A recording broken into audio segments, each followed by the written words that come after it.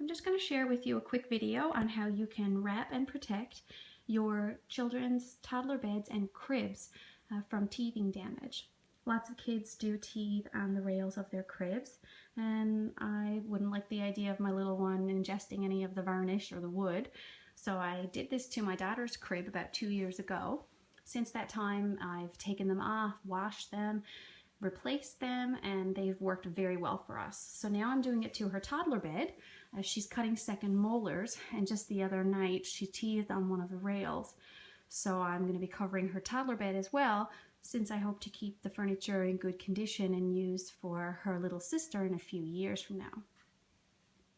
So all you have to do is purchase a fleece blanket. I got this one at Walmart for $5. It's a simple fleece blanket. You need to look at what you're going to be covering. So in this situation, I'm covering a pole, but if you were covering a wider rung of a crib or anything like that, this is what you're going to be covering. So you're going to cut your fleece in long strips, and the piece that's going to cover whatever the pole is, that's what that width is there. So it doesn't need to be exact at all. Fleece is very forgiving, and when you draw it tight, it will wrap tightly around the pole, so you don't need to be really measuring. Just kind of look at it and estimate about enough fabric to cover over whatever the top of the rail is. Then you're going to be using the tails to tie the knots, and they can be as short or as long as you like. You can start out long if you're unsure, and then cut them short afterwards if you choose to. So I didn't use just one piece of fleece. I didn't think that that was enough. I think they'd still be able to scratch and chew on the wood. So the leftover pieces of the blanket that I didn't use, I've used as padding. So I've used 2 pieces of fleece here. Doesn't have to be fleece. You can use whatever's around the house. The receiving blankets are great.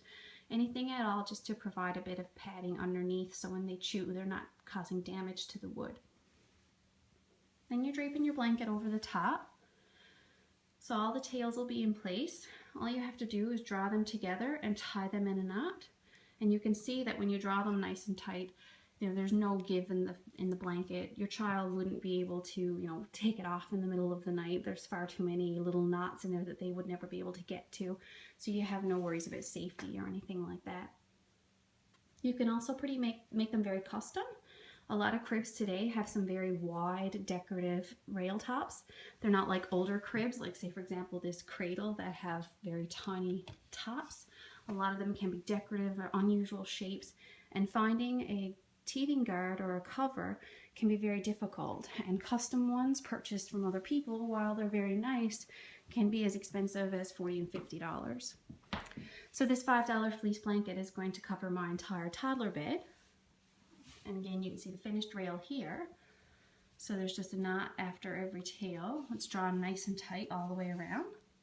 But in places like here, where there were wooden rungs between, every second tail gets tied.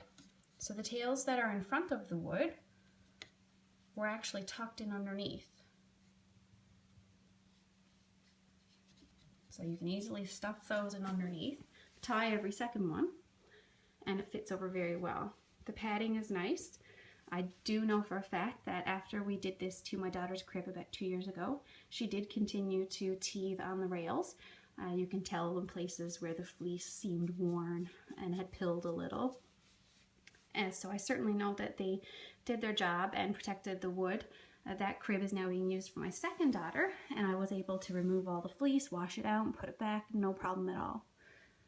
So this is just a little way that you can protect your furniture and do it on a much better budget. And if you have a very nice crib with really custom, beautiful top rails, you don't have to worry about searching and searching for a teething guard. You can just make your own, and it's super easy.